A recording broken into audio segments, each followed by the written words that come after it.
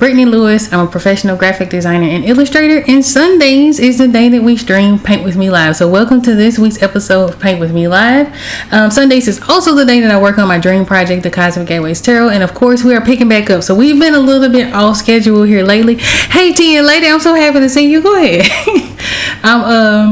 We're picking back up where we left off from the last couple of weeks. We've been kind of missing in action, but a lot has been going on behind the scenes. I'm super excited to share with you guys who have not been with me for the last couple of days. You guys are just getting caught up. Want to share some of the triumphs and wins and all of the things that have come up here recently, and we're going to actually start today on a new card. We're going to be starting on the Five of Swords for this particular project. Now, before we get into today's live stream, do me a huge favor. If you like live creation videos, please be sure to hit the thumbs up. And if you would like to see more of these, I typically stream twice a week, on Wednesdays where we do Bring Your Own Project, and on Sundays where we do Paint With Me Live.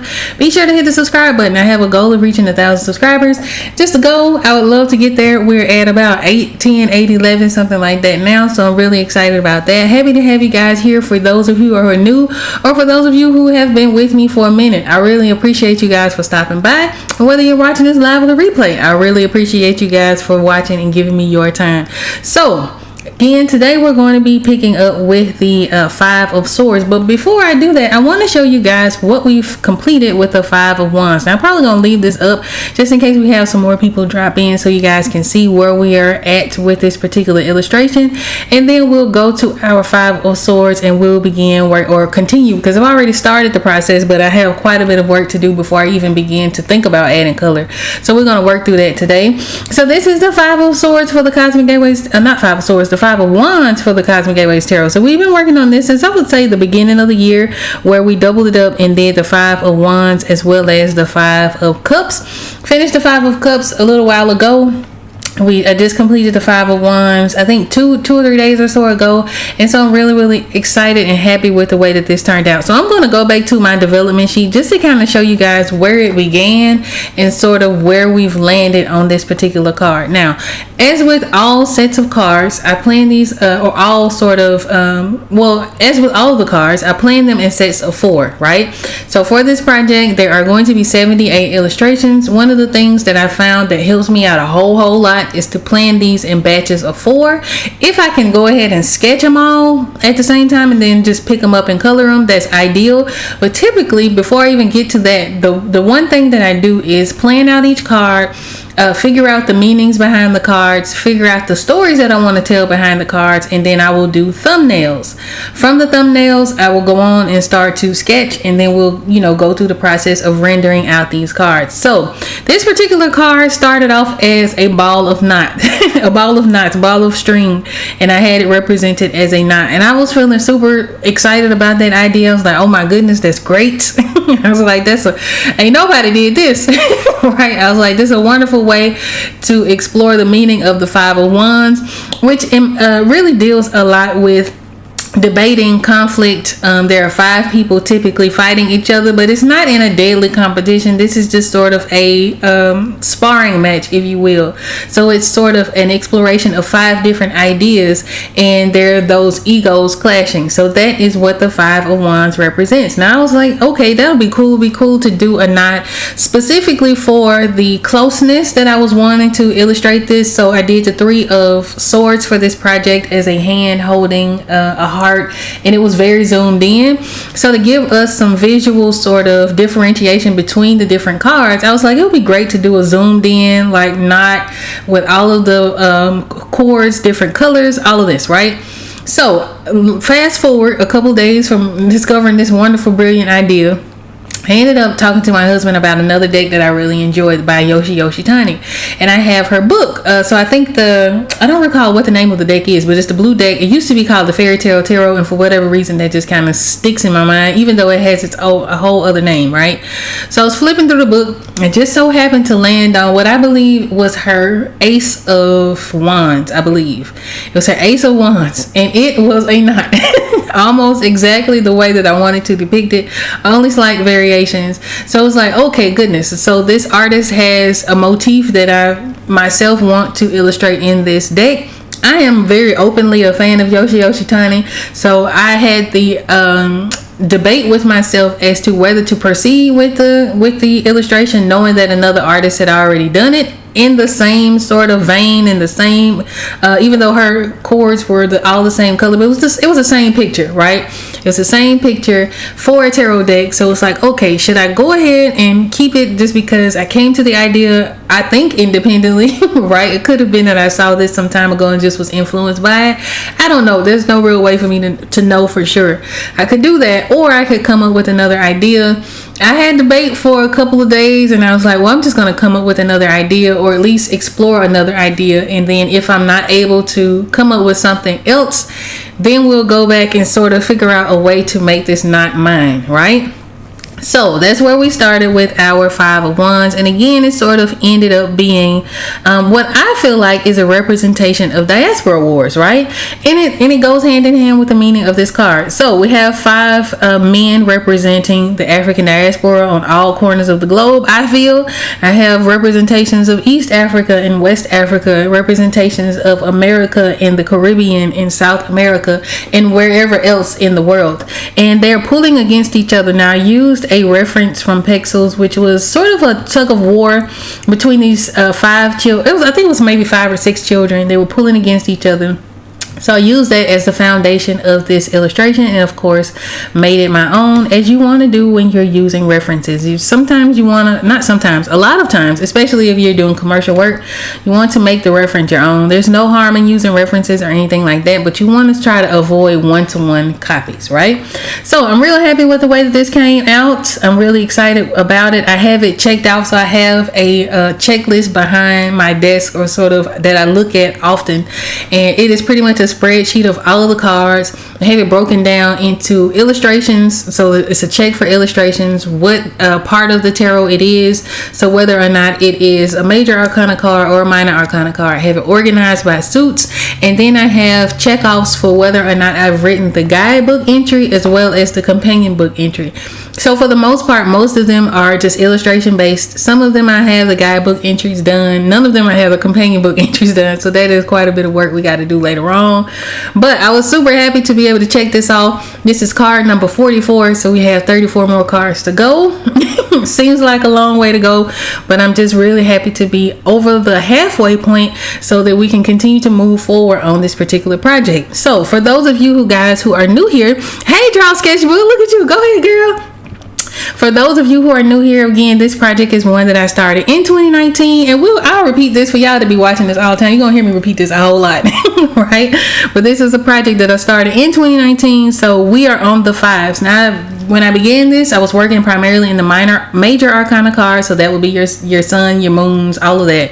And I have only 4 of them left to do, so I've completed all of the majors. But until I kind of figure out what I want to do for those 4 cards, I've been working my way into chiseling away the rest of the minor arcanas. So we have 2 more of the 5s to do. Today we're going to be working on the 5 of Swords, and then coming up this week, as soon as I figure out what I want to do for it, I will be doing the 5 of Pentacles. Now, of course, that sounds like I'm contradicting myself, because I do have some ideas, but that was one of the cards that I was kind of stuck on. So I had a couple of variations, and that would be the 5 of Pentacles. I had a couple of variations of how to explore that particular card, so I just have to make a decision on which of those variations I want to do, and then just go from there.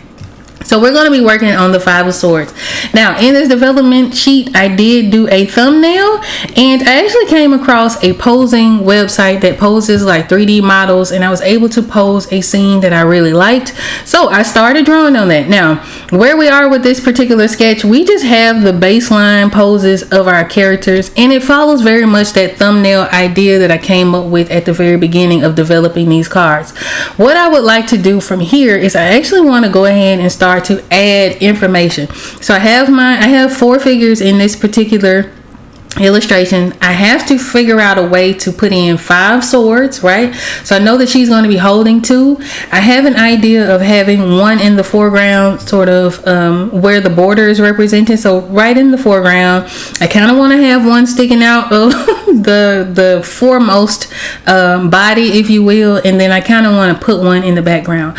I'm also not really sure yet if I want to keep the figure in the back. So all of that is what we're going to be exploring today, and adding some details and doing all that. Now, to me, this is very much the adolescent stage of of developing illustrations. It's not going to be pretty. It may not be polished. It is not going to be perfect.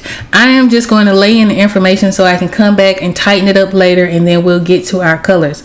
So over to our right hand side, for those of you guys who are watching this horizontally, because I'm streaming both vertical and horizontal today, I have all of my layers. I tried to keep everybody on their own separate layer just in case I wanted to take somebody out, like take a body out or take a person out or whatever the case is, and that helps me sort of keep things organized, and then I can always condense them later in to save space and all of that.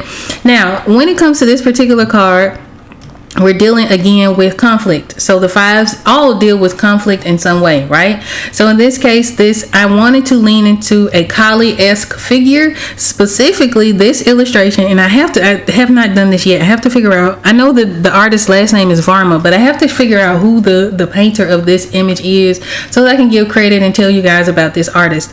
But I want to use this particular illustration of Kali as my stepping stone, as sort of the basis of this picture that we're developing. Now in my case, dissecting the Kali image, Kali has her foot over Shiva, I believe, and she's holding a head and all of these things. So this image represents the death of ego, but also her tongue is sticking out because she's gone too far. So that is an image telling the audience that she has gone berserk, she has gone way too far.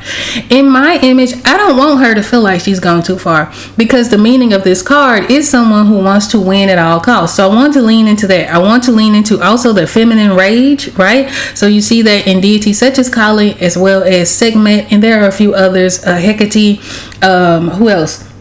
There are a few others, right? Lots of others who sort of channel that inner sort of female. Lilith is another great one.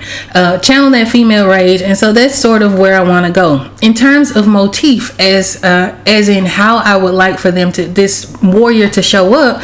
I really want to lean into the Agoji warriors, who are also called Amazon warriors of the Dahomey people. Now we saw those warriors depicted in the movie Woman King, but they actually existed. So these women were warriors. They were fighters who were brought up in the Dahomey kingdom during the time of colonization. They fought a lot of the French during their time, and the French sort of felt a way about having women warriors, right? So they did not, once the Dahomey were sort of supplanted, and the French had their own puppeteers in their kingdom after a while, after so many generations, the French did a very great job of suppressing their history, right? So making sure that the French women specifically did not see these female warriors, so that they could also have control over their French women. So their story is very interesting. Again, we saw their story somewhat depicted in the Woman King movie, which starred Viola Davis. So I want to use these women as sort of the representation of that Kali energy, and we'll plan from there. So where we'll start, I believe we're going to start with this. Well, first of all, we're going to figure out where we want to put our swords, and then I'll start to add details. But I'm going to style her after these women. Again, these are the Agoji warriors, also called Black Amazons of the Dahomey, and they were, I believe, in the kingdom of Benin. I could be wrong on that, so you guys can kind of fact check on that, but I know for sure they were with the Dahomey kingdom. So that's where we are. Now I hope y'all are having a good week. It's been a busy couple weeks. I am sort of, I'm going through like a roller coaster of emotions lately. I don't know if it's something in the atmosphere or just sort of catching up with how fast things are moving in my life. Not in a bad way, just in a way of goodness gracious, it's coming in fast, right?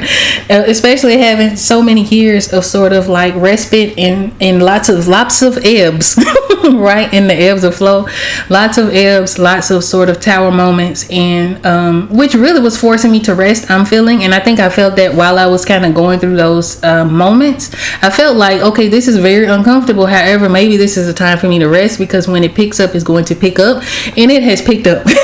Right? It's picked up in a very, very good way. But in my sort of nervousness in navigating this new space, it is addressing sort of knowing that you're worthy of certain things, because even though I've had lots of wins and lots of opportunities are sort of coming up for me and lots of positive changes are taking place, that old programming, right, those old sort of mindsets, that procrastination from fear, all of that sort of talking yourself out of certain things because I'm specifically choosing sometimes to focus on negative experiences versus the positive experiences that I've had doing that same thing. So I'll give you a great example. So in my history of being a graphic designer and illustrator, I've worked with all kinds of clients, right? I've worked with all kinds of clients, and across budgets, some small budgets, some bigger budgets, some with logo design, some with books, all kinds of things, all kinds of projects, all kinds of clients. I've had some wonderful clients, right? I've had some extremely awesome clients. I've worked on some really, really cool projects over the years, but I've also had some clients that were not pleasant, right? That kind of drove me up the wall, or like, had me super nervous. I remember I had one client that, and this person was didn't mean any harm, right? But I think just the sort of atmosphere around this project was so much so that every time my email notification would go off, I would get heart palpitations. I would be so nervous, right? I would be so nervous and uncomfortable, and it just was not a good time for me. The project came out great. We have a beautiful working relationship. I've since heard from that particular client, and they're winning and having a wonderful time with the work that I've done for them. But sort of the process of getting to that point there was some super uncomfortable moments, right? So because of that, I think rather than focus on the great clients and all of those wonderful client experiences, and especially in the last few years, just having all of those great experiences, for whatever reason, because things are coming in really fast, my mind wants to gravitate towards and pick on and sort of focus on those negative experiences. And so I'm actively navigating that, right? And that comes up. So anytime I'm like sort of sharing advice with you guys, it's quite literally stuff that I am either experiencing or have experienced and worked through. So I'm sort of actively working on not self-sabotaging myself out of fear, right? And that's really what all it boils down to, is just fear. And so I know I mentioned, I don't know if you guys were here Wednesday, but Wednesday I talked a little bit about a workshop that I had attended this past weekend. And in that workshop, one of the artists there mentioned that she wasn't really sure how to move forward in a public space because of whatever fear she had. She was just like, I'm scared, right? And so from that, because I know I've navigated fear a lot, it was very easy for me to say, okay, well, you have to work through it, but also you have to just sort of do the thing you want to do afraid. But also you kind of have to get an understanding of why that fear exists, where it comes from, right? And it's not even just why it exists and where it comes from. You have to take it even a step further and say, okay, what am I thinking is going to happen, right? What the heck am I like afraid is going to happen? What am I afraid is going to happen? Once I figure out what that is, then what, right? So if that happens, then what? What happens after that thing happens that I'm imagining, right? I could be making this stuff up. I could be, I'm just whatever the situation that I'm envisioning is going to happen that is making me so afraid and sort of almost in a fight or flight mode or mentality or mindset. What do I think is going to happen? And then what happens when that happens? Okay. And then what happens when that thing happens? And you sort of break it down all the way until you sort of get to a point where you're like, okay, well, I mean, if that happens, then it is what it is, right? And then you have to kind of turn it on your head and say, okay, I know I have this fear. I'm acknowledging this thing that I'm thinking is going to happen. What is the best case scenario that might come out of this, right? What could surprise me out of this situation and out of this moment? What is something that I want to have happen out of this moment? And then you can choose actively to pursue it from that point of view versus pursuing it from sort of your stumbling blocks and your hiccups and your fears and your, self-sabotage and all that. So that's where I'm at today specifically. So I'm in this really, even before starting this stream, have been in this sort of slightly nervous space. And I know that it's coming from me hyper fixating on negative experiences as opposed to tapping into and focusing on those positive experiences in the likelihood that it could go fantastically, because it has. I've experienced that, right? I've seen it go well. I've also seen it go not so well. So it's just consciously choosing which one to focus on. Right? So coming here and working again on this dream project kind of gives me a respite from that, kind of gives me an opportunity to focus on something else that I know for sure I'll enjoy. And then I kind of will work through those mental sort of battles and things like that I will, that I have from time to time. So I guess too, that kind of comes down to feeling like an imposter. It does. It is imposter syndrome. Now that I'm talking it out loud. That's exactly what it is. It's imposter syndrome. It is one of those things that says, okay, I know that this is coming up. This seems like a really, really fantastic opportunity. Oh my goodness. What if so many people see this thing, right? What if so many people see this thing, and then how am I going to handle it? Do I feel comfortable handling, the amount of attention or whatever the thing is? Do I feel comfortable handling the amount of money that's going to come with it? And, all of the things that come with it. And am I worthy of that, right? So we kind of go through these moments where we just do not feel, and it comes down to just sometimes feeling unworthy of certain things. But I've seen it, right? As I'm talking this out loud, I've seen it go extremely well. So I'm having to catch myself in the act of focusing on something negative and reminding myself that it can go well, right? And you're worthy of it going well, and you're worthy of all of the positive things that come with whatever this thing is. So again, I don't mean to be too heavy with y'all today, but I'm again actively working through this. So I hope that you all are having a good day. And I don't know if you guys have ever experienced anything like that, where maybe you have an opportunity or something comes up and you're just not really sure if, I don't know, you're just afraid for some reason, right? For whatever the reason is, whether it is you're not sure if it is meant for you, you're waiting on the other shoe to drop. That's another thing, because of having struggled a lot, right? Sometimes we get to a point where we're like, okay, is it too good to be true? Right? Is it too good to be true? I'm waiting on the other shoe to drop. I'm waiting on the gotcha, right? But again, you kind of have to get to that point where you're like, okay, it's gonna be all right.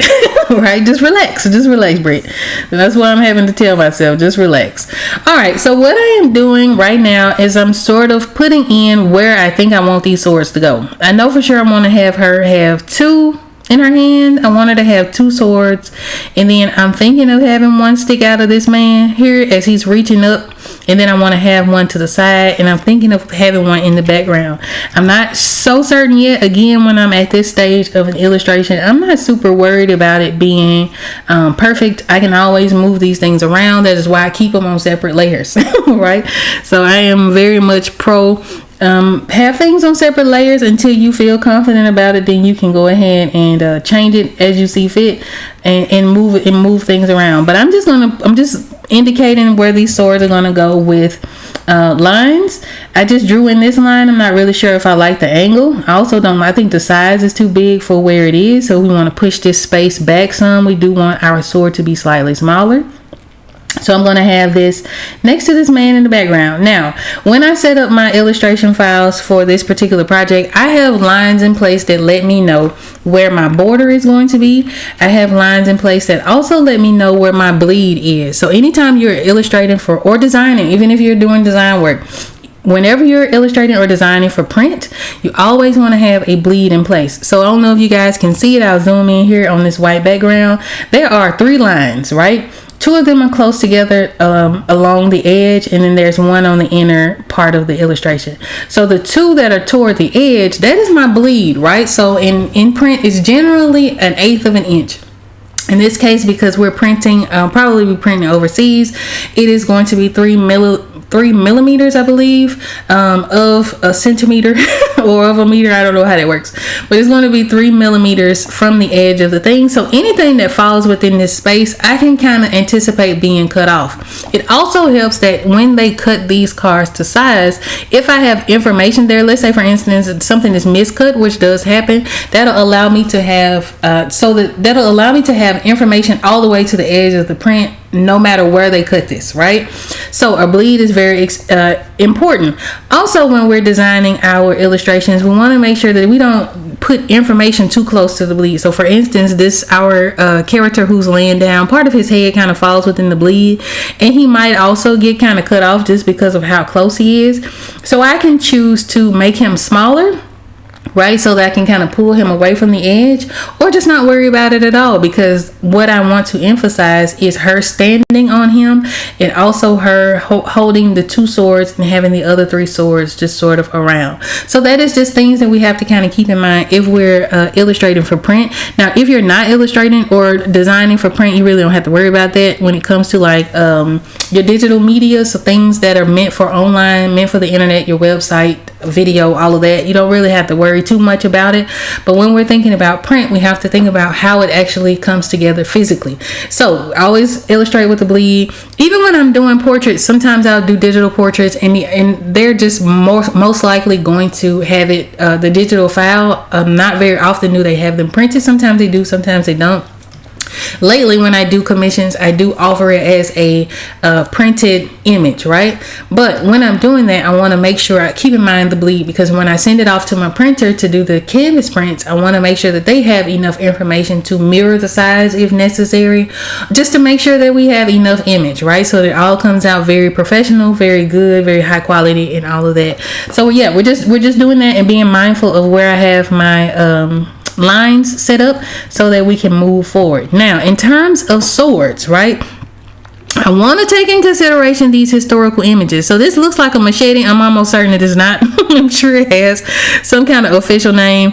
I probably will use that in place of like a European style sword. And see, here's some other images that I have. Now, it's important to note that they also fought with rifles, right? So that could be something that I include. I think I want to keep it with the swords just because, you know, this is a swords card. I'm going to keep things as clear as possible. I already went a little bit ambiguous with the 5 of wands, the wands being cloth. So I want to, where we can, be as clear as possible. So in our reference panel, I have a still from the movie Woman King. Oh, what am I doing? This is a movie that, again, I think it came out, I want to say 22, 21, 22, something like that. And if you guys have not had an opportunity to see this, I really would encourage it. One of the things I really like about this movie is that it did not shy away from the homies' role in the Atlantic slave trade. So they showed a lot of that, right? So that was a kingdom that did sell people into slavery. I do not think that they had a concept of what chattel slavery looked like, right? Especially in the American and the Caribbean, I guess in this side of the world, right? The Western Hemisphere, what that slavery looked like. I don't believe that they had a concept of that, but they were actively a part of that. They would sell people into specifically, I believe it was prisoners of war in their battles into slavery to the French in exchange for rifles, right? So that was something that they actively did. So that is something I found very interesting that they did not shy away from in this particular movie. Of course, it is a movie, so they, you know, how should I say, romanticize some parts of it, right? But I really found that interesting. Okay, so back to these swords. So I believe, again, I like the sword that Viola Davis is holding. I don't know the proper name for it as well. So I am going to probably model it. It looks like a variation of the one that we saw in that historical image. So we'll probably sort of lean towards something like that. Maybe I will have her hold a decorative one, and then I'll have her hold one that is just a sort of a plain machete style sword, right? I don't think that the handle goes that far. So now, as we have our lines in, we can kind of tighten things up, make things make sense, and make them sort of look and appear a little more realistic. And then again, we'll add some details to our character and move forward. So yeah, this couple of weeks. Now, I always encourage you guys to check out your local library for different events. So mine had it was with the City of Memphis. So City of Memphis partnered up with Mid-America Arts Alliance, and they put on a workshop at one of the libraries here in Memphis. And so in that workshop, they talked to us a lot about, sort of building your artist presence, right? Creating your artist statement, doing your artist bio, seeking funding, sort of diversifying your funding, which was something that, of course, I knew about. A lot of this stuff, information wasn't necessarily new information, but for whatever reason, during this particular workshop, everything clicked. I don't know why. I guess it was just the time. I don't know if I was just more open and receptive to it. I don't know if it was just this was the time that I needed to hear it after hearing it so many times. But the way that they sort of gave the analogy of your income as an artist, if this is something that you're doing full-time or part-time or as a hobby or whatever, you just want to make a little extra change, the way that they presented it is your money is sort of in this barrel, and your money is represented, or sort of the ways in which you gain your money is represented by these drops, right? Raindrops or water drops, or however you want to put it. The idea is that if you have one water drop or two water drops, two forms of income, then if something goes wrong, you're kind of out of luck, right? You're kind of scrambling to sort of figure things out. For me, that is something that I have had lots of experience with in the past 3 years since the pandemic. So 2020, things were great. I did not have as many projects 2020, but I was getting a lot of traction, just sort of as people were getting like unemployment. They were spending a little bit more money than normal, right? So 2020 was great, 2021 was great, 2022 was great, 2023 was great, right? Up to the end of 2023, things kind of slowed down. But one thing that I noticed is that I was doing, leading up to that point, I had done, I think, a convention 2022 that went well. But the one that I did 2023, people were spending less, right? And then into 2024, I noticed that I was getting far fewer calls in terms of projects and things like that. And also with the conventions and events, again, people were spending even less. And that was a trend that sort of followed these last few years. So for me, my two main sources of income were the commissions as well as events. So those were the two things. Now, in my commissions, of course, there were commercial projects such as the logos and branding and book covers and all of those things, right? And then in the non-commercial space, I was doing a lot of portraits. But those were my two main sources of income. I would do projects and I would do commissions and projects for other people, like non-commercial, commercial, or I would do events. That's what it was, commissions or events, right? So as the spending stopped or started to slow down, I didn't have enough diversity in the way that I was making money in order to sort of combat some of that. Now, generally speaking, where one would fall off, the other would pick up, and vice versa, and it just worked out that way. But for whatever reason, they both fell through. Right? So I started to seek other means of income that was through employment, through, other things, just trying to figure it out. And so that was one of the things that they talked about, finding multiple sources of income, but making sure that you don't burn yourself out in doing so. So that might mean finding classes to teach. So facilitating, you might do digital services and online things, and then you still have your conventions and your commissions, and you might do, summer camps or lectures or just different things, right? And so it got me thinking. I was like, okay, that makes sense. And then I was like, I woke up the next day, so it was a Saturday and a Sunday event. And by the time Sunday came up, I woke up and I had an idea that I had wanted to explore a while ago, but for whatever reason, I just could not make it make sense, right? Sunday woke up, I was like, bro, I got it. So I got some kind of direction to go through. So that was a great experience. Okay, so Draw Sketchbook says to put a positive spin on the past negative experience, I tell myself to view it as a learning experience. That's awesome. Yeah. She says, there was something I didn't know about myself, other people, or a situation back then. And then after going through it, I learned something new and can be prepared if the similar events happen again in the future. I love that, Draw Sketchbook. That is such an excellent point. And that is exactly how you have to sort of navigate those things, right? Because we can sort of get caught up in what happened in the past, as I had been doing earlier today, right? So it's not even, for me, that far of a past experience. You can kind of get caught up in those experiences, but you only knew how much you knew. You only knew so much, right? So you kind of have to look at it as, okay, I didn't know any better. That's okay. I can move forward better and set up different systems and things like that in place so that I can sort of try to mitigate those things, right? But man, we be forgetting. I sure be forgetting. I was like, oh my goodness. I was, just was going through it earlier, and that happens. I just was not feeling comfortable I was feeling somewhat pressured, and because it was coming at me so fast, it was like, oh my gosh, I don't know. But you're so right. You have to kind of look at it as through the lens of it being a learning experience. That's exactly right. And to that point, one of the things that I have done as I have those negative experiences, to me, they are the best teachers.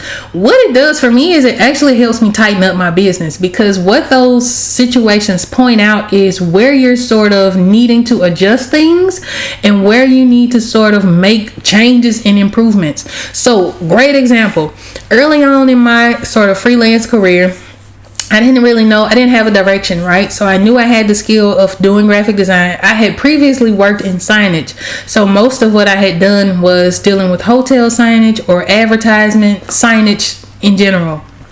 2 different companies, but they both specialized in signs, and so that was my specialty. However, of course, I had worked and was able to do different things. I wasn't really sure where I wanted to narrow the focus, so more often than not, people would hire me to do logos. So I did logos a lot. So my first few logos, I think I was charging like $50, right? But with that, I would get clients who would, because I didn't have systems in places, right? It wasn't even their fault. It was all on me. I didn't have systems in place because I didn't know to have systems in place. So I would have logo clients. I was only charging them like $50 at the time. I don't charge $50 anymore. So if you're looking for a logo for me, it is nowhere near that much anymore. But to get back to the story, so I wasn't charging much, right?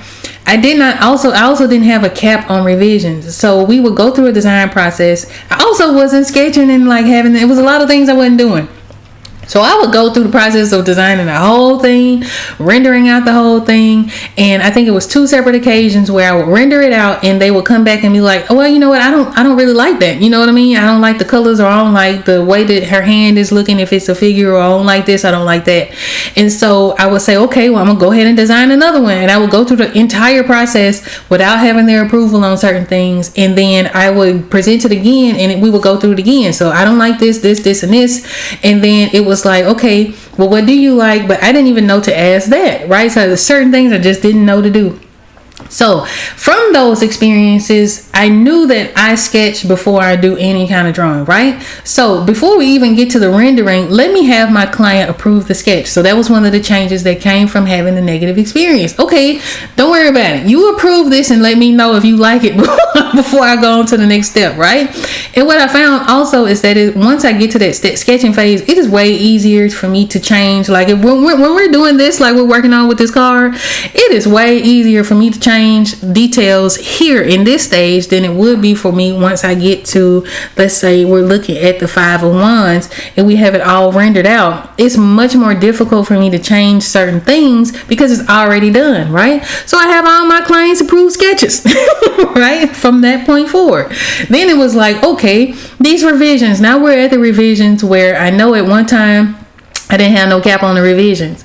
And what would happen was we would go through a gajillion of them, only because I did not have that sort of stopping point in place. I also didn't have the contingency for, okay, even if we get to this stopping point and you still want to make changes, what happens after that, right? So go through the process and I'm making 1,000 changes. I'm like, hold on, man, I'm only making $50.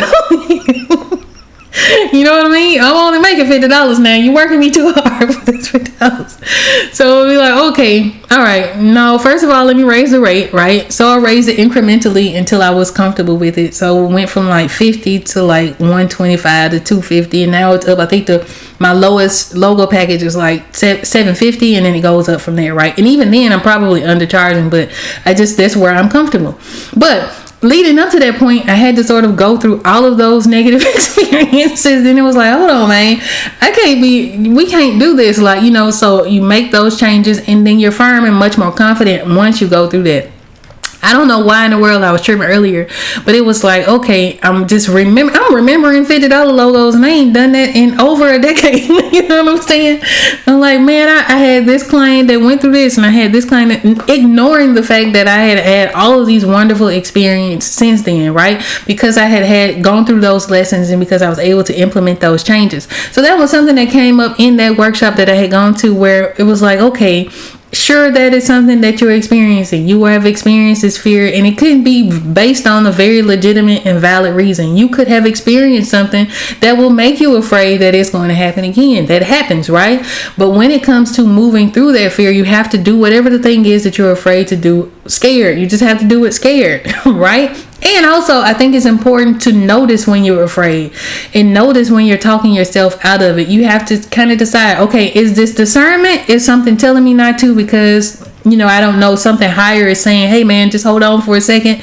Or is it me being afraid because I'm scared that I'm going to repeat a cycle that I had been working on, or repeat a lesson that I thought I've moved through and moved forward past? So you got to break all that down.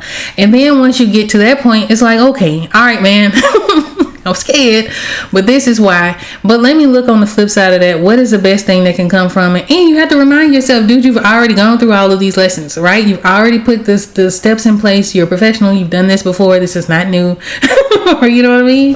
This is not a new experience. You've done portraits before. You've done comic books before. You've done all of these things. And you have to give yourself credit. And again, like Draw Sketchbook says, you have to look at it as those were lessons. You did not know what you didn't know, right? So I had to remind myself, Britt, you good. Just relax. It's okay. That's how I have to talk to myself. But I think going to that workshop sort of helped me piece together those things that we've heard people say 1,000 times. And I know I'm the type of person who is always looking for new information to grow and to be a better artist, and also be a better business owner, just be a better operator and be a better shepherd to people, because one of my roles is that even as an artist, I'm still sort of teaching my clients about what to expect when they move forward. So if they decide to go with another artist, my job is to set the bar here so that they will move on. They know what to expect moving forward, so that if something is not right, or if something is not sort of where it should be, then they know, okay, when I was working with Britt, it didn't, it didn't go that way, right? So that is part of what I do as an artist and as a service provider. But you learn all these things, and then it happens, and then it's like, dang, I forgot, or you get to a point where it's like, okay, that makes sense. So that's where I am now with that. But just after having gone through that workshop, I'm sort of at a point where it's like, okay, I know all of this stuff already. I've already heard all of these things, but now it's really making sense. Right? So now it's clicking into place. Now I know what I need to do moving forward to I know, for one, just as a practical spot on my website, I know that if you go to my website, it is not wholly super clear what it is that I do. Part of that is because I am a multidisciplinary artist, so I do a lot of things, right? So part of me in that workshop was figuring out how to navigate that space. How do I explain this part of what I do, right? How do I explain this part of what I do, and then this other part of what I do, and make it make sense so it doesn't seem like I'm scattered? Because it may seem like that to someone who may not know that multidisciplinary artists exist. Right? So it was like, okay, I know for sure that I need to clear that up. I need to figure out how to kind of bring that about, how to sort of brand myself, and how to acknowledge the fact that I work in a lot of different disciplines. Now, my main discipline, as I introduce myself for these live streams, is graphic design and illustration. But within that is such a broad statement. Right? So I do graphic design and illustration. Now, I do from time to time still take on logos, even after all of these years, still take on the odd branding package after all of these years. But one of my main focus, and one of the things that I pivoted into in recent years, is publishing. I love books, right? 2023, I did a book cover, and I had done a couple before, and those were comic book covers. I had done comic book covers before, but in this case, I did a book cover that year. I did a comic book, the interior of the comic books, and I did a children's book, and I just fell in love with the process of putting together books, right? And there was some hiccups and ebbs and flows throughout that process, but in general, I was like, you know what, this is the aspect of graphic design and illustration that I enjoy the most right now. Now, I could change 5 years from now. I could go back into branding, or focus heavily on advertising, or whatever the case is, but for right now, that is where the pivot has landed. So in the books, in the publishing space, in the not the graphic design, in things like this, the Cosmic Aries Tarot, this is a publishing project. So that is where I've gone. I also paint, right? I also paint. I'm actually in the process. Texted one of my clients recently where I had to send him a sketch for his portrait, and so I'm waiting for that information to come back, because that is another avenue, another discipline that I also enjoy. Now, y'all have heard me talk about photography. I'm not a serious photographer by any stretch of the imagination, but I enjoy it, right? So that is one of the things, one of the disciplines that I don't monetize, but I also enjoy. And it is relevant to the graphic design and the illustration, because when we go to doing the books, right, I have the freedom to be able to not just use pixel images, which are free for commercial use, but also to go out and take my own pictures, right?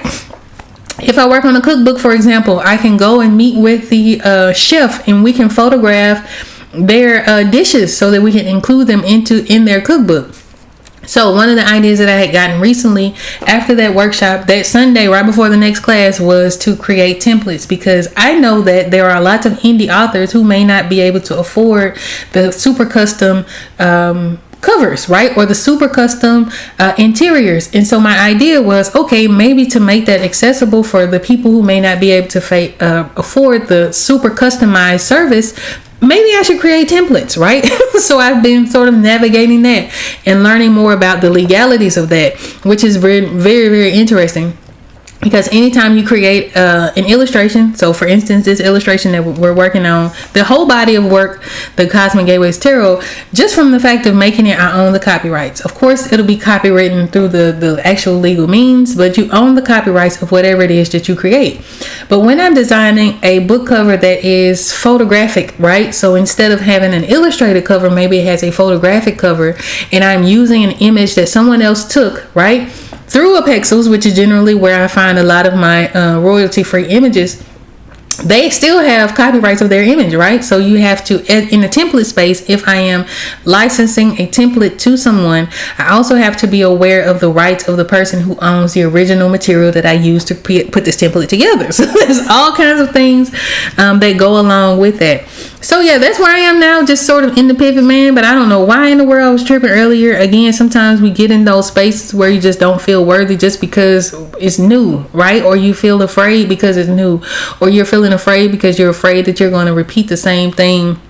And then you're like, God dog, I'm tired of repeating these lessons, or you're afraid you're going to make the wrong decision, or whatever the fear is. And I was personally actively navigating all of that, and just kind of, figuring it out, and trying not to sort of self-sabotage along the way. That is so important. Kind of have to be brave enough to just do it. Right? You have to be brave enough to just do it. So sometimes it's going to come together where it's super clear and everything aligns, and it's just falls in your lap. That's what I experienced with the painting that I have at the Withers Collection Museum that we did the opening for a couple weeks ago. That's how that one came about. It just fell in my lap, and I'm talking about when I tell you everything was in alignment. So there wasn't even room for me to self-sabotage, because it was like, all right, that fits, that makes sense. I can do this, I can do that. I can see myself working through this, and let me see if I can. Just let me do it without the expectation of anything happening other than me finishing this painting, right? And so I was able to go through that one easily. Sometimes we'll have experiences that are for your highest good, but they may not feel as aligned, and it may only not feel aligned because, again, you're sort of dealing with all those past negative experiences. So I'm glad to see Draw Sketchbook. Thank you so much for that. That made so much sense for you guys who are watching this. I would love to know if you guys have had any experiences like that where you almost shoot yourself in the foot, right? Do you shoot yourself in the foot, or do you make your way through it regardless? Right? So that's where I am, sort of just reminding myself that I'm awesome. Right? Like, girl, you tripping for real, you gonna be all right. So that's where I am in this particular space, but I'm really glad to be able to talk this out with y'all. Thank you for listening. Thank you for listening. It be like that. And the irony is that I'm super confident in my abilities. I'm super confident in what I can do, right? And I'm also confident in learning new things. So I'm super confident in being able to learn and pick up new skills and all of that. For whatever reason, in my mind, I was tripping for real. I was tripping in a big major way. All right, so what I'm going to do today, or right now, is I'm not going to add any details or anything like that. I'm just going to add the implication of her outfit based on the historical image that I have here of the Dahomey warriors. I'm also probably going to lean into some of the costuming from Woman King because I really like it. But I want to make sure that I have some historical points to these particular women because of how fierce they were, and because, again, of the meaning of this particular card. And by all accounts, from what I've read and researched, these women were fierce. I'm talking about ruthless. And they were trained to be so. And I think for the people that they fought, unless they were fighting other sort of kingdoms and tribes and things like that, they were familiar with them. When it came time for them to fight the Europeans were completely thrown off guard because these were women, right? And by, again, all accounts of experiencing these women, one of the things that was said was just about how fierce they were, and that was why they did such a huge job of suppressing and sort of ignoring the history of these women. And I read that in an article. I had my son read because we do studies and things like that at home. So I had him read it, or was going to have him read it, but I read it ahead of time just to sort of for my own curiosity. And just learning about these women was super interesting. Learning about their history and some of the things that they went through. And again, not shying away from their role in the Atlantic slave trade. But I believe it was some show I saw.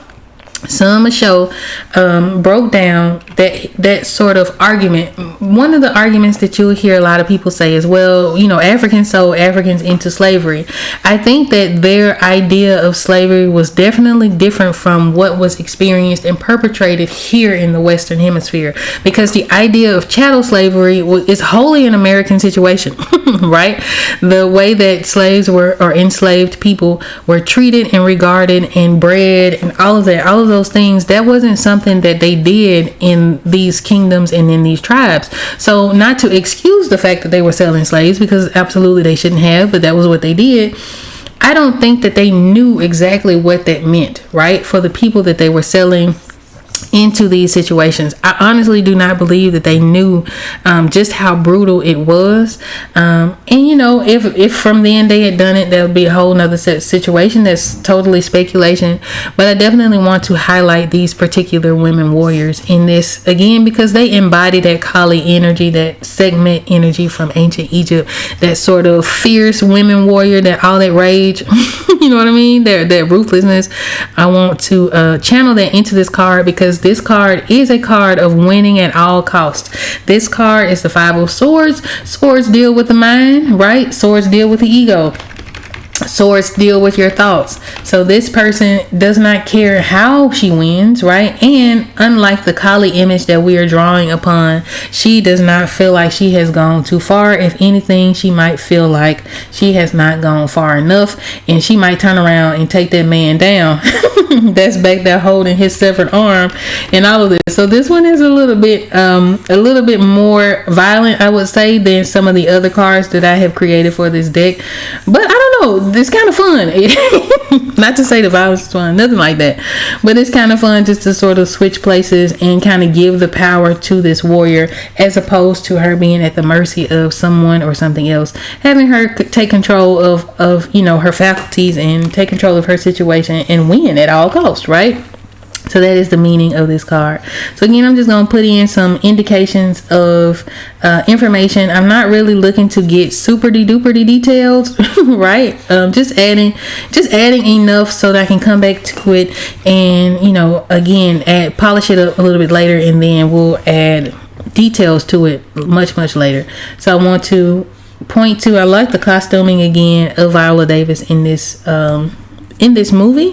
One thing that I'm noticing, and I also noticed in the pictures of the women in the historical images, is that they have these like shorts or like leggings, these short pants. I like that.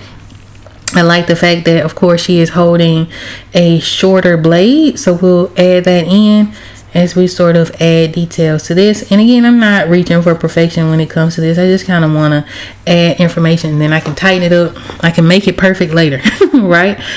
So I really enjoy the way that I did something on the wrong layer. Let me go back and tighten it up. And we're just going to put all this in. and move forward. Yeah, so that's how my couple of weeks have been going. It's really been a roller coaster in the most positive way. And you know what? I'm gonna say this: even though I have am actively sort of navigating those fears and all of those like insecurities from past experiences are coming up, I'm glad that they are because that's to me how it works, right? Anytime you want to heal or move past something or sort of get to a certain point in your development, let's say for instance you want to be more confident, chances are you are going to be thrown into situations that are going to force you to be confident, right? So they're going to force you to stand up for yourself, they're going to force you to speak up or force you to set boundaries and all of that. So anytime these situations come up like this, you know, that I'm kind of feeling nervous about or whatever the case is, it's only answering a prayer of mine, right? It's only sort of reinforcing a manifestation that I put out into the atmosphere.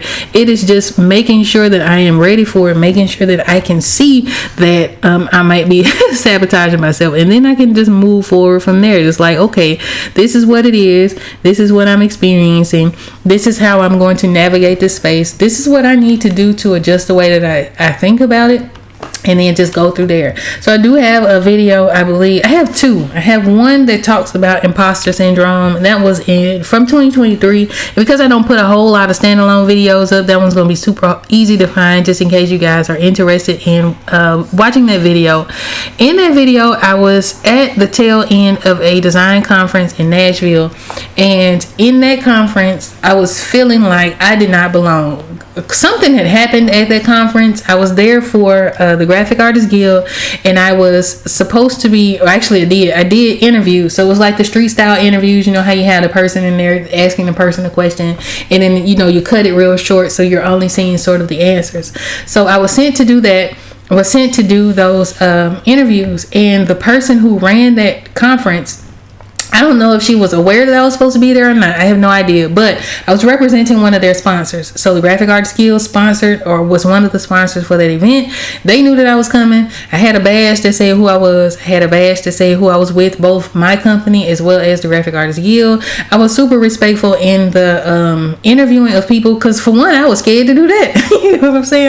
I was approaching strangers, and you know, it was forcing me out of my own comfort zone and helping me to expand my comfort zone. So I was speaking to people. I would always do it sort of if I caught them between sessions. So it wasn't like in the middle of a session or anything. It was doing it in a very tasteful and respectful way, in my personal opinion. But I was approached by the person who ran that event. I had never met this woman. I had no idea who she was, but she came at me in a way that made me feel extremely uncomfortable. And I'm like, hold on, man. They said I was, you know, good to do this. And I'm so grateful for the president, Yannick DaCosta, who is still the president of the guild. Maybe she called and got that lady all the way together on my behalf. But while I was there, having gone through that, also having listening to the other sort of designers' experiences and people who are working for companies, people who, you know, whose family had owned companies for many years, and I was meeting different people in different stations of their career. I interviewed people who were like CEOs. I met people who were vice presidents, and just super intelligent people, super creative people, all of these wonderful people. And in that, I'm thinking, oh my goodness, I'm just a freelancer. You know what I'm saying? I'm still trying to figure out my life, figure out my career and what I want to do and all that. So I was experiencing that in real time. So I did a video about dealing with that imposter syndrome in real time. I'm talking about, as soon as I was getting ready to pack up to go home, I set up the camera and I, you know, spoke about it, did it like a video journal entry, and then put it out there. So if you guys would like to see that and are just kind of curious about how I navigated it in that space, in that time, it was super fresh. It was super fresh on my mind, to the point where, like, when I brought up the incident and I didn't explain all of what went on, I still have not spoken like publicly about all of what I experienced. It was a nasty situation. It was a real nasty situation. But even talking about it just in the brief time, I was like, I was fighting tears back, you know what I'm saying? So that one is a good video if you guys want to do that. And then I also have a video on procrastination, specifically when it comes to fear-based procrastination. What happens when we're afraid? We start to procrastinate and we start to put things off, and I'll do it tomorrow, I'll call tomorrow, I'll draw it tomorrow, I'll, you know, seek this opportunity the next day, and then you start making up excuses like, okay, well, I can't call today because, you know, I gotta go cook dinner. Right? Or I can't call today because, you start coming up with all kinds of silly stuff. I think at the time I was working on the Hire Like a Boss series, where because I had had some negative client experiences, it really kind of dawned on me that most clients who have never worked with a designer just don't know what to expect, right? They don't know how it goes. They don't know sort of the legalities of things. They don't know how to, work through the structure and all of that. So I just made some videos for those types of people. So if you're hiring someone, these are the things that you should watch out for. These are some of the things that are expected of you, the client, that may not be communicated. Sometimes designers don't know to communicate that information. So this is what to look out for. Those clients inspired that, right? So I was thinking about doing those videos, and I was like, man, I don't know, man. I don't want to have to do my hair, which is why I wear hair wraps, because I don't be wanting to fool my head. But I was like, I don't know about my hair. I got a little accent. They say, just making up stuff. You know what I mean? Making up all kinds of stuff. And so in that case, I was procrastinating, but I was coming up with all of these excuses as to why I should not move forward with those videos, because I was afraid to put myself out there. Going back to the imposter syndrome, it's like, well, goodness, who am I to tell somebody how they should hire a graphic designer, illustrator? And I had to remind myself, child, you was just having panic attacks from your email notification. So somebody got to do it, So that was sort of the way I sort of addressed that, but I did do a video on that. So I have to go back and watch those things to remind myself. Again, we kind of move through things and then we forget, and then it comes back up, and you just have to be reminded of it, right? We've come a long way. We've all come a long way in whatever it is that we're doing. We cannot let fear sort of dictate the way that we move forward, and it's okay to be afraid. You know what I'm saying? It's okay to be scared. It's okay. It's even okay to recall some of those negative experiences, but what I was doing, and what I would implore you not to do, what I was doing was allowing those negative experiences to dictate whether or not I move forward with a specific opportunity or not, even despite the fact that I'd had positive experiences in the same field. Right? You know what I'm saying? I've had things that redeemed themselves or redeemed me in those processes, in those experiences, and all of that. So there was really no need for me to sort of hang on to those. So you don't want to do that. You can recall those negative experiences, but do it in a way that says, okay, I experienced that. That was something that happened. Here is what I would change moving forward, and then implement those changes, right? Implement those boundaries, implement those new prices, implement whatever it is that you have to do in order for you to move forward. So we've been here about an hour. I didn't get a whole lot done, but hopefully next Sunday when we come back, we'll be moving on to our flats. My goal for this card is to have the facial expression for our warrior completed. I'll probably work on this later on today. I got to go out in the yard. It's gardening season. So I have to I have some plants planted, but I have to sort of move them because I have them planted in grow bags. So I got to go do that before it gets to be mosquito city out there. So we're going to go do that. But after I finish that, I'll come back and work on this. I would love to have our character. I'll probably model her after Viola in this movie. I like Viola's hair. I like her outfit. Or the costuming. I like how fierce and strong she looks. She's muscular. She's, she looks like she don't play no games. So we're probably going to model our character after her. And then I'm going to make sure that I have my swords placed in place. And when we come back next Sunday, we will go ahead and start with the flats. I don't foresee this card taking very long. There's not a lot to it. We have 3 characters. I don't know yet if I'm going to keep the background man or not. If I do, he won't take very long to do. We'll have our swords in place. I got a little atmospheric rocks. So want to have this done. And then Wednesday when we come back for Bring Your Own Project Live. So if you guys like a chiller live stream, we just work together and listen to music. I'll probably be starting on the next card, which is going to be the 5 of Pentacles. Or I'll be working on another project. We'll see. So without further ado, if you guys would like to support me in any way, shape, or form, please be sure to hit the like button. But before we go, I did meet some really awesome artists at that conference or at that workshop 2 Sundays ago, 2 weekend or weekend or so ago. One of those artists' name is Tamikio Inez. She is a singer. She is doing a Accept Me challenge where she wants us to share her music and sort of play her music so that she can help 50 high school students with scholarships. So if you would like to support another artist, check out another artist. Again, she was a singer. One of the things that was so awesome about that workshop is that I was thinking it was going to be all visual artists. There were all kinds of artists. I'm talking about from singers to spoken word artists to poets to just actors, all kinds of musicians, everything you could think of was represented in that particular space. And so she was just one of the ones that I met so many awesome people, man. But if you would like to support her as she helps to raise funds through her organization, and I don't have the name of it yet, but I'll put that down in the description. Be sure to click and watch her video. She has a beautiful voice. She was such a cool lady.